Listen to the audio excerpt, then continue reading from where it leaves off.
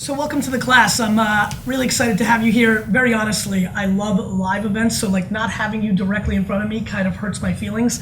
I wish we could be talking, but that's a different story for a different day. We'll have to use the scalability of this technology. What we're going to be focusing on here is we're going to take a really deep dive into the 5 platforms that I think matter the most. Facebook, Twitter, Tumblr, Pinterest, and Instagram. The ones that I think are quite relevant, the ones that I think we can really dig deeper on, and the ones that I think all of you need to figure out how to storytell on to actually drive business or any other kind of results in today's modern digital social mobile world. We're going to go into each platform. We'll talk about the nuances that make them special, different. We're going to really dissect, go a little bit deeper, and we're going to focus on 2 pieces of content. One that I consider a good piece of content, one that I consider a bad piece of content. We'll focus on whether it's a jab or it's right hook, and then we'll really go into every variable that made it successful and or not. We'll go through all those platforms, give you an overall vision on all of them, and then the collective of that should give you this overall view of how to actually natively storytell in a modern world. Here's my overall philosophy of social media. Let's start with this. I love social media because it sells shit. Am I allowed to say shit? Sure. Bang. I love social media because it sells shit. And let's start with that, because before we get any further, you're gonna hear a lot of jabbing, which is giving, and Mother Teresa-like feelings, and it's gonna feel very zen. But I want everybody who's watching this to understand that I'm a capitalist. I may have been born in a communist country. I was born in Belarus in 1975. I was born in a communist country, but I'm the ultimate capitalist. I get enormous pleasure out of selling things. And so the reason I've gravitated to social media is it's where I think we're going to be selling things in the future. I'm not there because I love technology or the new iPad or I have a gold iPhone. I don't care about that crap. What I care about is where people spend their time, and I want to figure out how can I penetrate their attention to tell them about the thing that I want to sell them. That's my game. That's what I'm focused on. That's why I like social media. Over the last almost decade now, probably since 2006 when I started Wine Library TV, I've been focused on how to storytell on these platforms. How does Facebook and Twitter in the early days help me bring awareness to my wine show and drive those results, which ultimately led to selling wine to people? And so I've been playing around with a lot of things, and I landed on this thesis called jab, jab, jab, right hook, which breaks down in its basic form to give, give, give, ask. How do we play in a world where now we're storytelling all the time? It's not a day and age anymore where you think all year and you do your television commercial and you push it out and you get one at bat and you've got to throw a right hook because there is no jabbing, right? How do we live now in a world where everybody's putting out content every day? That if you have a Facebook fan page or a Twitter account, every day, multiple times a day, you're putting out stuff. Now, what people defaulted into is right hooking, because that's all we've had. Print ads and radio ads and television ads and direct mail and billboards. They were all right hooks because they were the only thing a brand or a business had to do. It was the only at bat they had. So when you're whizzing on the highway at 65 miles an hour, right, that billboard, you're not going to really try to romance that person. You're trying to close. And so you're throwing right hooks. However, now in a digital world, when everybody's always on, always connected, let me ask you this. In every 24 hours, how often is your phone not within arm's reach? That's what I thought. So it's always with us. We're always there. I mean, even when you're showering, like, there's some weird, like, admit it. Like, tweet me, by the way. Admit that you have it in your shower and you're like doing this while you're showering. People do that. And so we need to focus on a very different variable. This is where the jabs came in. Now that you're talking all the time, it's tough to only talk about oneself or what you want for yourself. And so I believe, and my social media strategy is to give as much value to the consumer, to the end user, that very honestly, and this is where it gets kind of interesting, that you basically guilt people into buying what you're selling. That you've given them so much over such a long period of time that when you actually ask for something in return, it works. I did it with this book.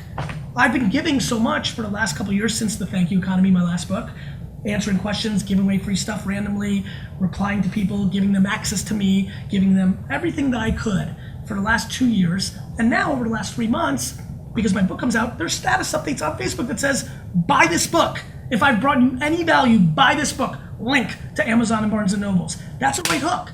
But I bought the equity through my actions to be in a place. I kind of think about it like this. Think about the friend that calls you every time they have a headache or a problem or an issue or break up with their boyfriend. That friend in your life, the one that calls you and needs your emotional equity. Now think about the person that you call when you have a problem. That's what I want brands and businesses to figure out. You want to be number 2, not number 1. And almost everybody is number 1, right? Asking, rarely giving. Jab, jab, jab, right hook, give, ask. Now, the reason we go deeper, and that's not the end of this lecture, is that every one of these platforms requires a different jab and a different right hook. It's like being a boxer.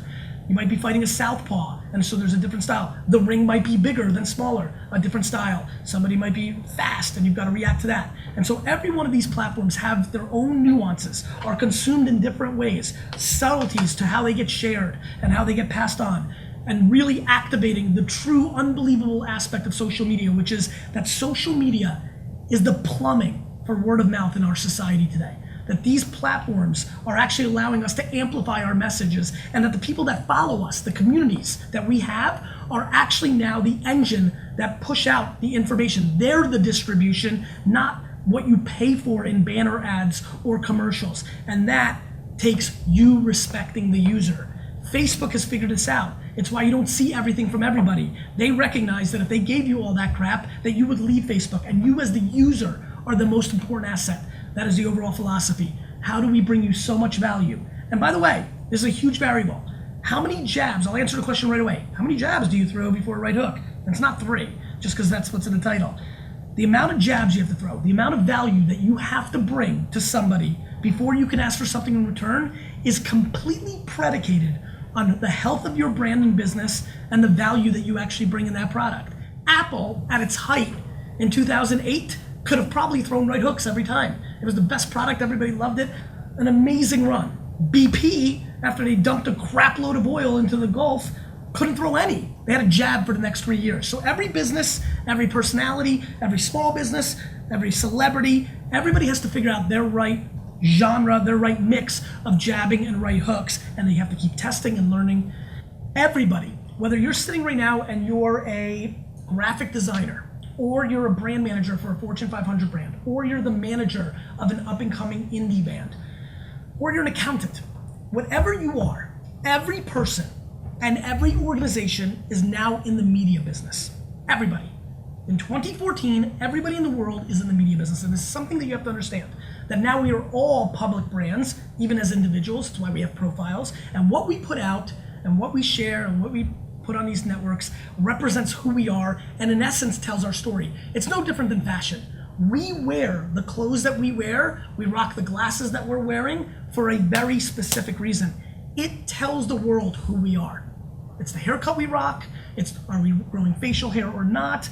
It is absolutely what we are doing on purpose, subconsciously, to tell the story of who we are. That is the challenge and the exciting thing of what everybody has to figure out. What is your story? And if it can come from here instead of here, it always has a better chance. And I think most marketing people and business people come from here, if not from here. And that's why we don't respect it or respond to it. So listen, I know a bunch of you are sitting down right now and saying, crap, like what's my story? One of the great ways to figure out what your story is to actually ask people that know you or your product. Asking and listening is a great way. Emailing 20 people right now by opening another tab and asking them, what do you think my story is? Like, who do you think I am? Is a funny way to like kind of figure it out, because you've been doing it all along. You might not be aware of it. Not everybody's self-aware enough to know what their story is, but the fact of the matter is it's out there. Everybody's got it. Everybody's branded. It's high school over and over and over again. You are clicked. You are somewhere. Now you need to recognize what it is. Do you want to be there? Do you want to double down on that? Or do you want to shift that story? That's what I think you need to be thinking about.